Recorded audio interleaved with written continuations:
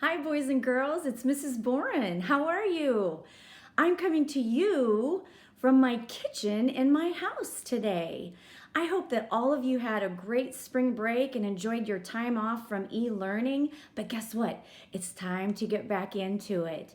And today I'm going to talk to you a little bit about something that has to do with writing. And we haven't done a lot of writing recently in the past few weeks with our e-learning, but today I want to talk to you a little bit about something that you're going to be doing this week in your HMH book.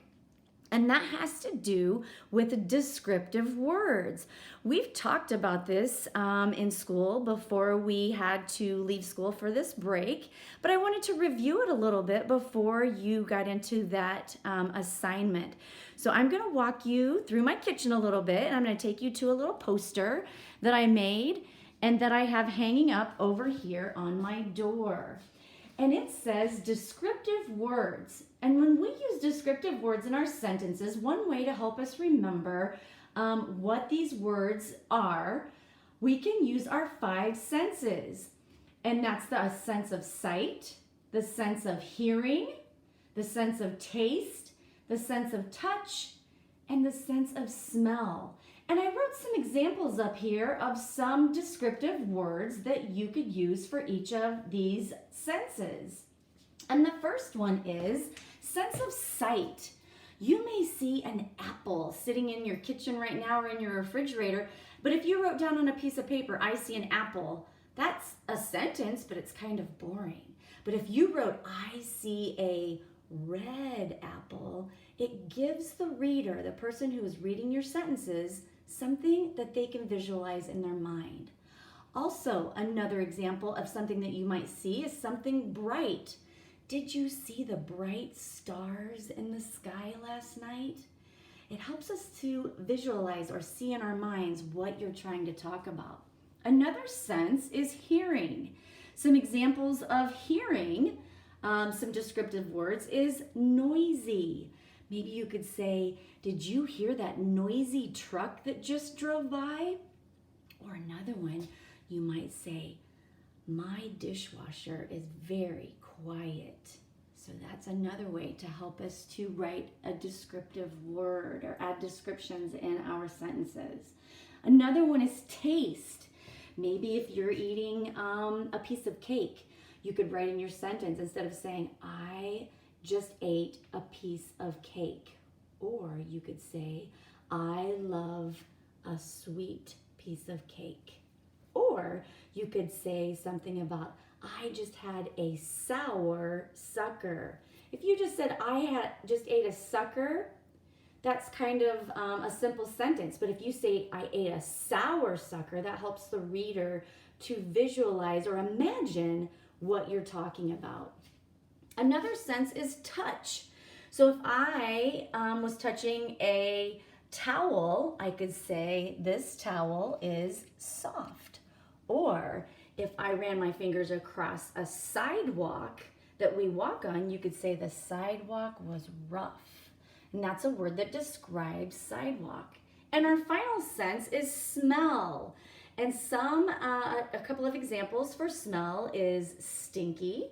And I'm sure you could put that into a sentence. Or flowery. Sometimes we smell something like a candle or someone's perfume, and maybe it smells flowery. So those are just a couple of examples.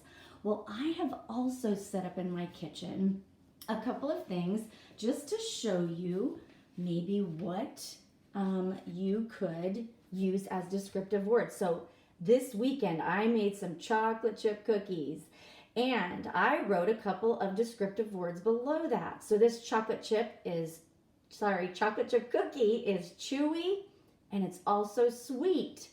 So you could say, I liked the chewy cookie, or this chocolate chip cookie is sweet.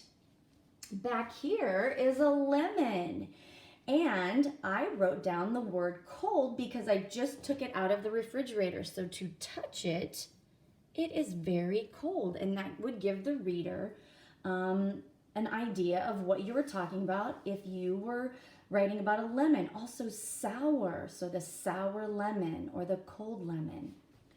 I brought out some of my Christmas lights and hung them up in my kitchen again because they make me happy. I love the lights on them, and I just being in the house all the time, I wanted to bring some cheerfulness into my kitchen. So I hung these Christmas lights back up.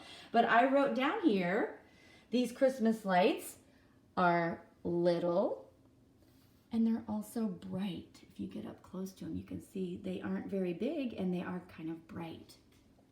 Back here in the corner of my cabinet are some knives. And this is a descriptive word of knives, sharp. So don't touch the sharp knives is another way. Back here, some of you may know my friend Fifi. So she is our classroom pet, trying to get her to wake up because she likes to sleep a lot. Here she goes. And I could say this fish is red. Right now she's very busy. So she's a busy fish, she's a red fish, but she likes to sleep a lot. So if I was writing about her and she was taking a little nap, I could say the sleepy fish.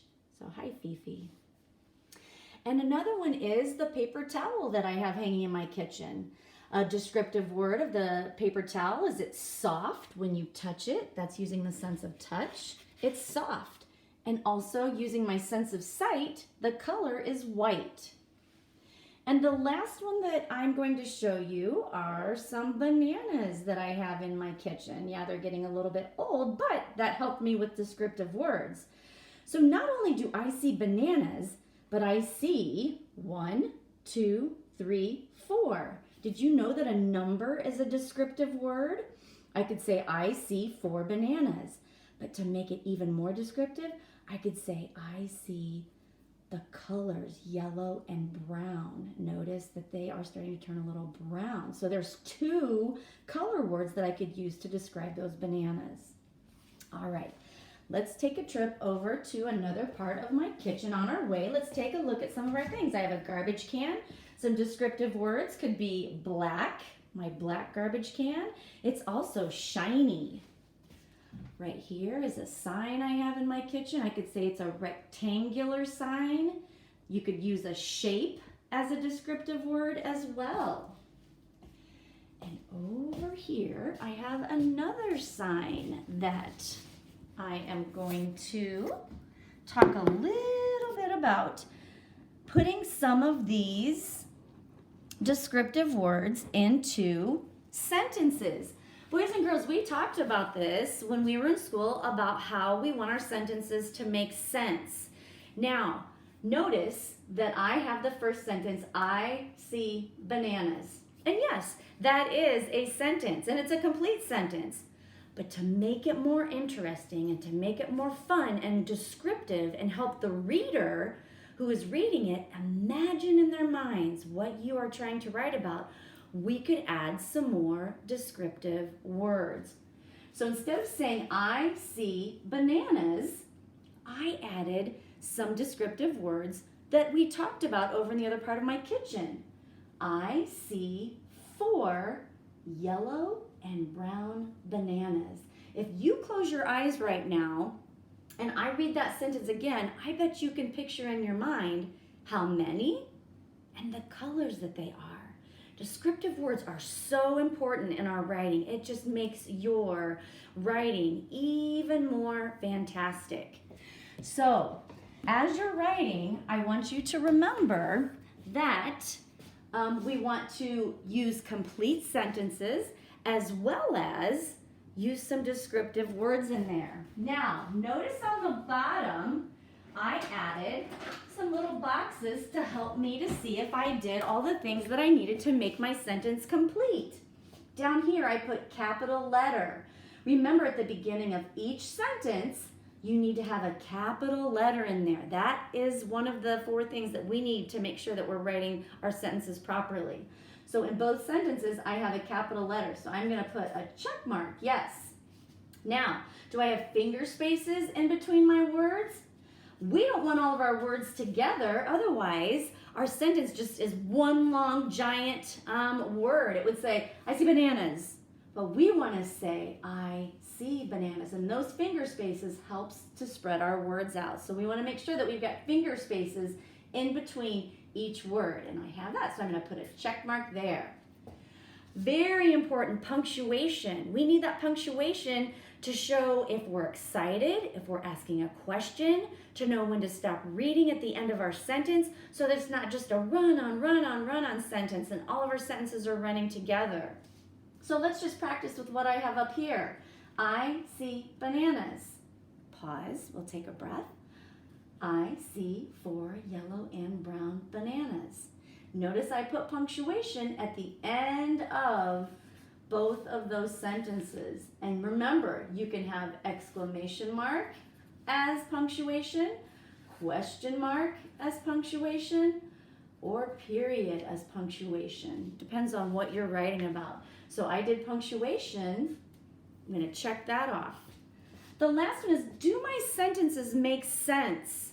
So for example, if I covered up this word bananas in this sentence and I just wrote, I see 4 yellow and brown. Does that make sense? No, it doesn't. I see 4 yellow and brown what? Bananas. So when we're done writing our sentences, we need to make sure, go back through and reread your sentences, proofread, and make sure that they make sense. And I think that my sentences, both of them, make sense, so I'm going to check that off. So boys and girls, this week, like I said, you are going to be doing an activity in your HMH book. You're going to be reading a poem about carrots, and then you are going to come over here. I'm going to show you up on the top. You're going to write about that poem. Actually, write your own poem. It says, choose describing words from both of the poems that you're going to read and use them to describe a garden that you would like to grow. This is the perfect time to start planting a garden. They want you to add your own describing words and then share your writing with your classmates and friends. Unfortunately, we can't do that right now, but you can share it with one of your family members. So before you get ready to do that writing activity, I want you to make sure that you're imagining in your mind what kind of garden you would like to grow. And think of your senses, those 5 senses. What is something that you would see, something that you would hear in your garden, maybe something that you would smell, something that you would taste. Maybe once they're grown, you might taste them. So imagine something, and it doesn't just have to be a vegetable garden. It could be a flower garden too, so it's entirely up to you. Stop and think about all of those senses that you might use when you're out in a garden and looking at a garden or hearing things in your garden, seeing, tasting, touching, and use descriptive words to help you write in that activity. I can't wait to read your sentences and read your story about your garden. I'm sure Mrs. Ork and Mrs. Scheidt will feel the same way. So do your personal best. Make sure you're using complete sentences. All of those things, capital letter, finger space, punctuation, and make sure that it makes sense. So work hard, always do your best, and we can't wait to see what you come up with. Good luck. Bye.